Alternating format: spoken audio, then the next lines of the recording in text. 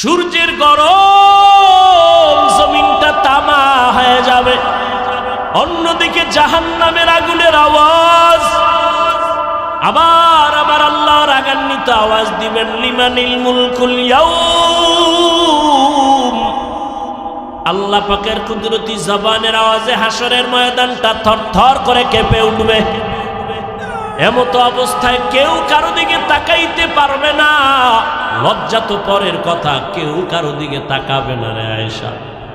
যে নবীদের কোনো গুনাহ নাই সে নবীরা পর্যন্ত কান্নায় বেকারার হয়ে যাবে। আদম নবী কান্না করবেন, মুসা নবী কান্না করবেন নিজেকে বাঁচাবার জন্য। উম্মতেরা সূর্যের গরম সহ্য করতে পারবে না, পাগলের মতো আদম নবীরে গিয়ে সুপারিশের জন্য বলবে। নবী বলবে আমি পারবো না, মুসা নবী বলবে আমিও পারবো না, ইব্রাহিম নবী কাঁদবেন, তিনিও বলবেন আমি পারবো না।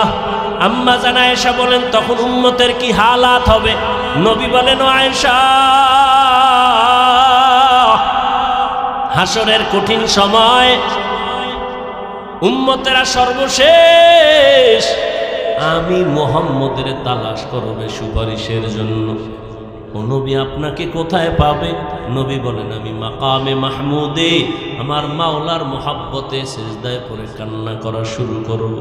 মুসা নবী কাঁদবেন আল্লাহ আমাকে বাঁচাও, ঈসা নবী নিজের জন্য কাঁদবেন, ইব্রাহিম নিজের জন্য কাঁদবেন, আর আমি একমাত্র নবী মুহাম্মদ একবারও কান্না করে বলবো না আল্লাহ আমাকে বাঁচাও।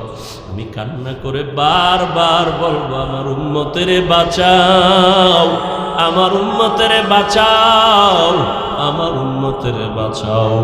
আল্লাহ বলবেন ও নবী কাঁদবেন না, আপনি আপনার উম্মতগুলো বাছাই করে করে জান্নাতের দিকে নিয়ে যান। আমি মনের খুশিতে আমার উম্মতগুলো ধরে ধরে জান্নাতের দিকে নিয়ে যাব। আম্মা জান আয়েশা রাদিয়াল্লাহু আনহা বলেন ও নবী, ওই কঠিন সময়ে কোটি কোটি কোটি মানুষের ভেতর আপনার উম্মতের চিনবেন কি করে? আদম নবীর উম্মত, মুসা নবীর উম্মত, ঈসা নবীর উম্মতের মাঝে চিনবেন কি করে?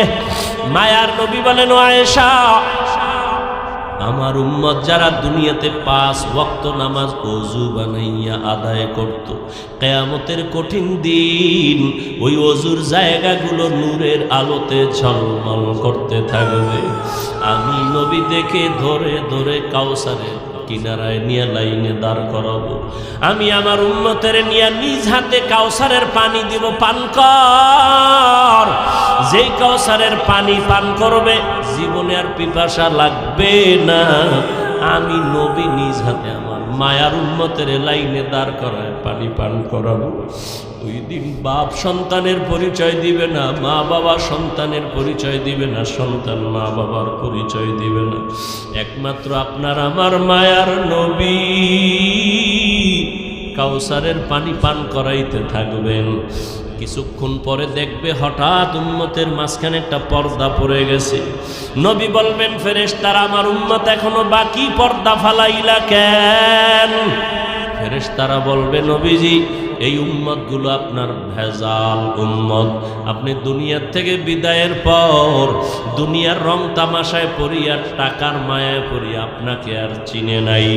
আপনার মোহাব্বত বাদ দিয়া তারা বিধর্মীদের কালচার গ্রহণ করে নামাজ পড়ে নাই, রোজা রাখে নাই, দাড়ি রাখে নাই, নিজেও নামাজ পড়ে নাই, অন্যে নামাজ পড়তো তাও পছন্দ করে নাই, নিজেও দাড়ি রাখে নাই, অন্যে দাড়ি রাখবে তাও পছন্দ করে নাই, নিজেও টুপি পরবে তাও পরে নাই, অন্যেরা পড়ছে তাও পছন্দ করে নাই। মায়ার নবী বলেন আয়েশা, তখন আমি রাগান্বিত হয়ে বলবো সোহকান সোহকা, ভেগে যারে বেনামাজি দুশ্মন। আমি নবী তোদের উম্মত বলে স্বীকার করব না। নবী যদি তারায় দেয় ও বেনামাজি বাবারা, ও দাড়ি কামানেওয়ালা ভাইরা, ও পর্দার আড়ালের বেপর্দাওয়ালা মা বোনেরা, মায়ার নবী যদি তারায় দেয় আমার আল্লাহর গাইবী আওয়াজ, ও জাহান্নামের ফেরেশতারাই বেনামাজি গুনাহগারের ধর, জাহান্নামের হ্যান্ডকাপ হাতের মধ্যে লাগায়া জাহান্নামের দিকে নিয়ে যাও। ওয়াসিকাল্লাযীনা কাফারু ইলা জাহান্নামা যুমারা হাত্তা ইযা জাউহা ফুতিহাত আবওয়াবুহা ওয়া ক্বাল ওই জাহান্নামের আগুন কেমনে সহ্য করবারে মুমিন? দুনিয়ার সূর্যের গরম সইতে পারি না, কত কষ্ট। মশার কামড় সইতে পারি না, কত কষ্ট। একটা বেতের বাড়ি সহ্য করতে পারি না, কত কষ্ট। ও আল্লাহর বান্দারা, ও যুবক বাবারা, তোমার মতো যুবক তাকায় দেখো, স্কুল কলেজে পড়ে, চাকরি করে, নামাজ ছাড়ে না, দাড়ি কাটে না, অভাব নাই। বলো বাবা তুমি কেন পারবা না? তোমার কপালটা কি পুড়িয়ে গেল? আল্লাহ কি তোমার গুনার কারণে বেজার? মা বাবা তোমার উপরে কি বেজার? তোমার মতো যুবক রাস্তায় গাড়ি চালায়, নামাজ ছাড়ে না, তুমি কেন পারো না রে বাবা? তোমার মতো যুবক চাকরি করে, ব্যবসা করে, হারাম খায় না, নামাজ ছাড়ে না, দাড়ি কাটে না, বেপরদায় চলে না, তুমি কেন পারো না রে বাবা? এখনো সময় আছে, মনে মনে আমার আল্লাহকে ডাক দাও আর বলো, দয়ার মালিক, এই ময়দানে আমার মতো গুনাহগার আর কেউ নাই রে আল্লাহ। ও বৃদ্ধ বাবাজি, আপনার মতো কত বুড়া বাবারা মসজিদে গিয়া 5 বেলার নামাজ পড়ে, আপনি কেন পারেন